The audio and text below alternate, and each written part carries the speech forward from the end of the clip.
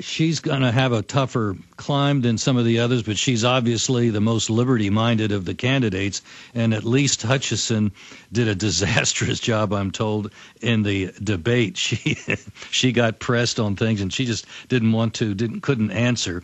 So that woman is really bad news. That's my problem. As bad as Rick Perry is, I mean, I'd have to, I guess we're going to find out in the primary, but, I mean, he's better than Kay Bailey Hutchinson, Bilderberg chairwoman. Exactly. And not only that, she is one nasty woman.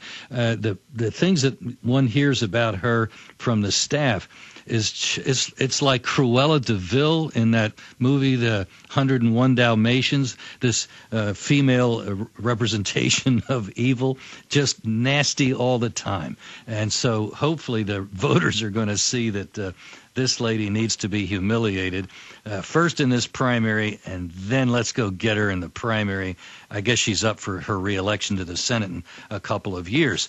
But we're seeing things turn, and I think we have a shot. You know, the Republican establishment tried to pull it off with Charlie Crist, the governor of Florida, a big liberal, Arlen Specter of the South, and the former Speaker of the House, Marco Rubio, has come out of nowhere, didn't have nearly the money that Crist had, didn't have any of that establishment backing, and he's already pulled even with him. I think he's probably ahead. The Republican Party is absolutely rejecting this notion that, we need to have a moderates so we can raise the money and win. No, moderates are what have been making the Republicans losers because they desert the Republican principles. Well, look at every poll. Gallup, 91% don't want open borders. Major polls, over 75% to 80% don't want more gun control, want less. On every issue, if Republicans were actually constitutionalist, there wouldn't be a Democrat in existence. The Democrats are unpopular. They're only put in power because Bush tripled government, launched all these illegal wars. Now, in the time we've got left, Larry Pratt, this is very exciting. You're saying you're seeing a major sea change, a rebellion against the big government tyranny. Shifting gears, though, the Austin case, looking at it from afar, I know your lawyers are now studying it. The Austin gun show here for close to 2 decades. They run out the sacks at people that had been there since the early 90s. A new guy comes in. The police say, come to a meeting. BATF's there running the meeting. They say, look, you're going to post a message that no private sales, which are legal in Texas, and they have the HEB leaseholder there, and they said, we're going to shut you down if you don't do this. And HEB said, you better put up the notice. So the owner of the gun show, of the franchise, he puts it up, but has a petition to the governor and the attorney general to come stop this. It's not a law, it's just color of law. And so the police, we now know, have called HEB and others. They called him this morning and said, look, you fought this, no gun show. There'll never be another gun show there again. There won't be another gun show in Austin. Under this police department, under the BATF, Austin's a test case. There aren't any gun shows. Get out by sundown. This is racketeering, civil rights violation, violates the Commerce Clause. It's color key of word, law. I think, under federal law is racketeering. What they have done is a criminal conspiracy, a racketeering offense. And especially since the BATF was involved directly, that means you could trigger the federal law without anything else. And you mentioned a lot of other good possibilities, but this one is a tough one because it means that you are in a much more difficult position in court. It was designed to go after the mafia, then they expanded it to go after pro-lifers. No reason why sauce for the goose can't be sauce for the gander. So we're taking a look at that, but to just take a step back, I had made one mistake about Obama. I thought he was a slipperier character.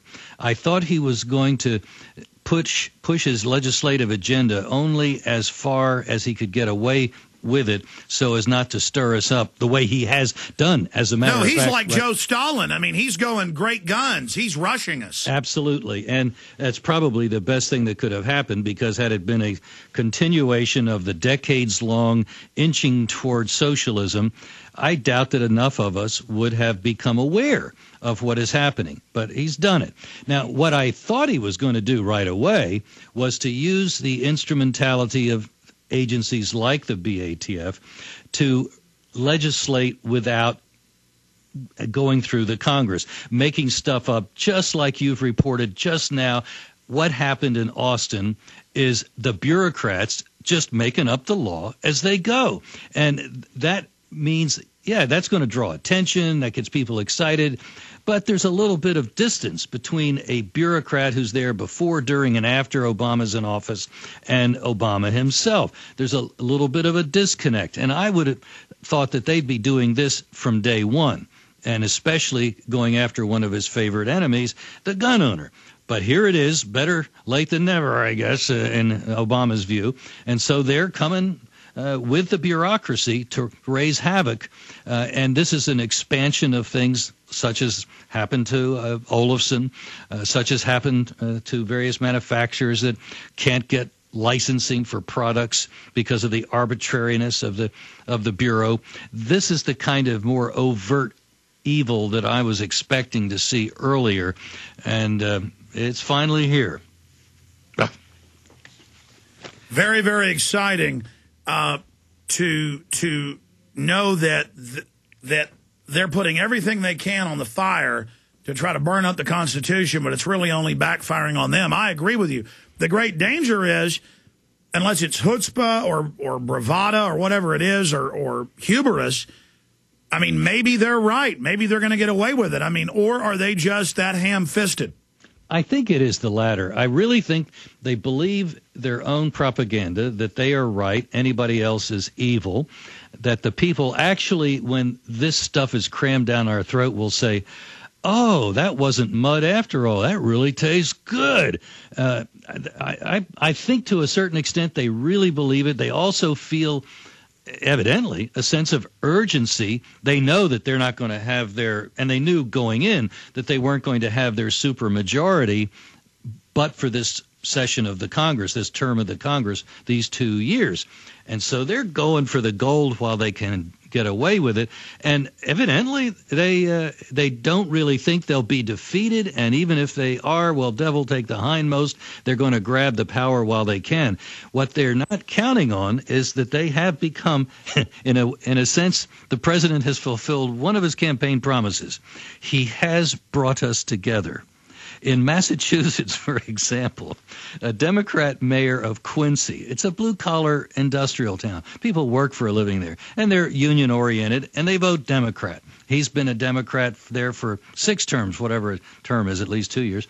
And he came out and endorsed Brown on the basis of the Obamacare proposals. They don't want socializing. Which is so outrageous. I mean, we read the bills months ago. People couldn't believe us. I would read the bills, the House and Senate version, and listeners thought I was lying when it said 5 years in jail, $250,000 fines, taking money out of your paycheck, taxing your health plans, which aren't Cadillac. I mean, a lot of families do spend, $12,000 a year or whatever. I mean, this is cutting Medicare and Medicaid and raising taxes. I mean, This is a ripoff. I agree with the observation that was made that when we see things like the mayor of Quincy doing what he did, it may well represent a realignment once again of, call them the Reagan Democrats, people who are not philosophically conservative, but they have an economic interest in being left alone.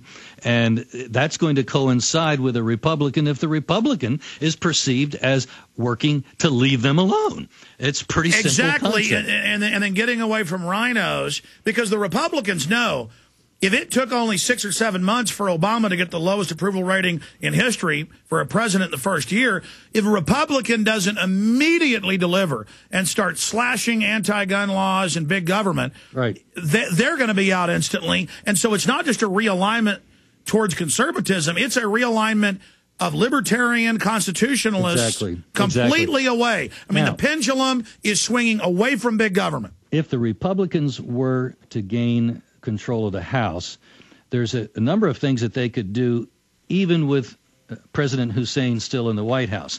They could, for example, take the BATF budget, and they could say none of these funds may be used to enforce gun show actions, or whatever would be the most technically correct legal language. But you get the drift. So.